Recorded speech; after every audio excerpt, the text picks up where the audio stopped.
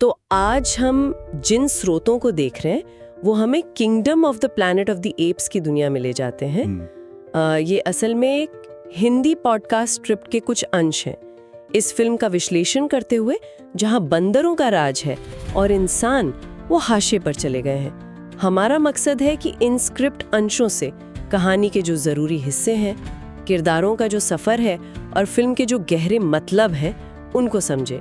तो चलिए शुरू करते हैं। कहानी जैसा कि इन स्रोतों में बताया गया है, सीजर की मौत के कई 100 साल बाद की है।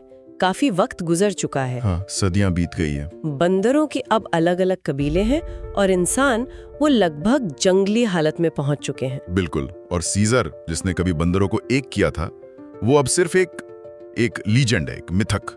हाँ, और उसकी विरासत, उसको लेके बहुत अलग अलग विचार हैं, अलग अलग मतलब निकाले जा रहे हैं। और यही बात दिलचस्प है, जैसा स्रोत भी कहता है, कैसे सीजर की विरासत जो आजादी का प्रतीक थी, अब वो सत्ता और कंट्रोल का एक जरिया बन गई है। सही बात है। ये दिखाता है कि इतिहास को कैसे अपनी सुविधा के हिसाब से पेश किया जाता है। बिल्कुल। और इसी माहौल में हम मिलते हैं नोआ से। स्रोत उसे एक नौजवान सीधा साधा सा बंदर बताता है। हाँ, जो अपने कबीले, अपनी परंपराओं से जुड़ा है। लेकिन उसकी ये जो शांति वाली जिंदगी है वो अचानक बिखर जाती है। एक हमला होता है। एक दूसरा बंदर कबीला जो ज्यादा आक्रामक है और वो खुद को सीजर का असली वारिस मानता है। हाँ, और वो नोआ के कबीले को बंदी बना लेते हैं। यहीं से नोआ का सफर शुरू होता है। उसे निकलना पड़ता है अपने लोगों को बचाने के लिए। और रास्ते में उसकी मुलाकात होती है राका से। राका स्रोत उसे एक बूढ़े, समझदार और एंगुटान की तरह दिखाता है, जो सीजर की जो असली शिक्षाएं थी, मतलब समझदारी, करुणा, शांति, हाँ, उन मूल्यों को वो जिंदा रखे हुए हैं। वो नोआ का मेंटोर बनता है एक तरह से। हाँ, और साथ में उन्हें एक इंसानी लड़की भी मिलती है, रहस्यमयी लड़की जो बोल नहीं सकती पर कहानी के लिए बहुत अहम है। बिल्कुल।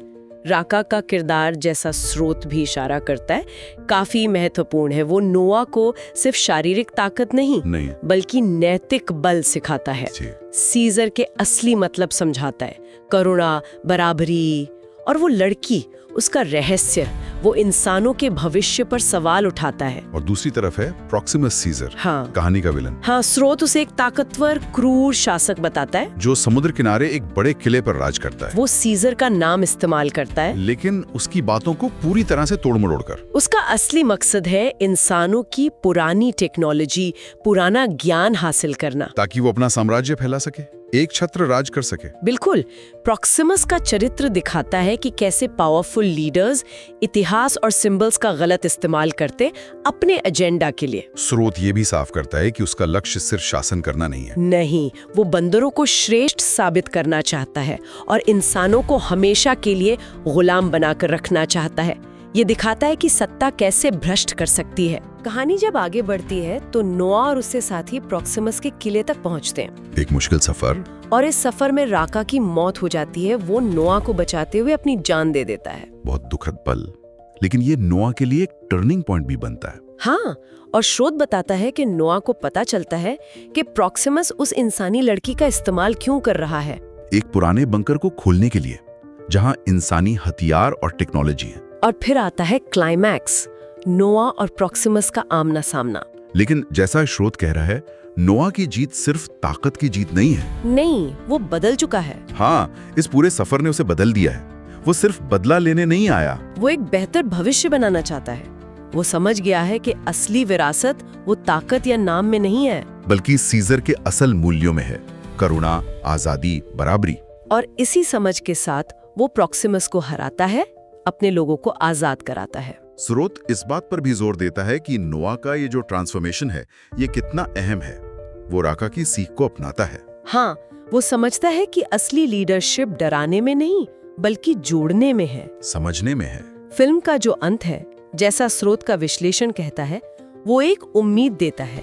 हाँ, एक संभावना कि शायद इंसान और बंदर साथ रहने का कोई नया तरीका ढूंढ सके। तो ये सिर्फ एक एक्शन फिल्म नहीं है, ये कहानी हमें सत्ता पर, इतिहास की व्याख्या पर और सही मूल्यों पर टिके रहने की जरूरत पर सोचने को मजबूर करती है। और ये फिल्म, जैसा कि स्रोत हमें बताता है, ये भी दिखाती है कि जब पावरफुल लोग इतिहास, धर्म या विचारधारा को अपने फायदे के लिए इस्तेमाल करते हैं, हाँ, तो सच के रास्ते पर चलना कितना मुश्किल हो जाता है, पर उतना ही जरूरी भी। तो इन स्रोतों के विश्लेषण से हमने क्या सीखा? मेरे ख्याल से ये कहानी सिर्फ बंदरों और इंसानों की लड़ाई से बहुत आगे की बात करती है। बिल्कुल, ये नेतृत्व की क्या जिम्मेदारी है, अपनी विरासत को सही मायनों में कैसे समझा जाए, और सबसे बढ़कर क्या अलग-अलग समूह जिनकी बीच तनाव रहा हो वो साथ रह सकते, इस पर गहरे सवाल उठाती है। और एक विचार छोड़ जाती है सोचने के लिए, क्या ऐसे समूह जिनके बीच इतना टकराव रहा हो, वो सच में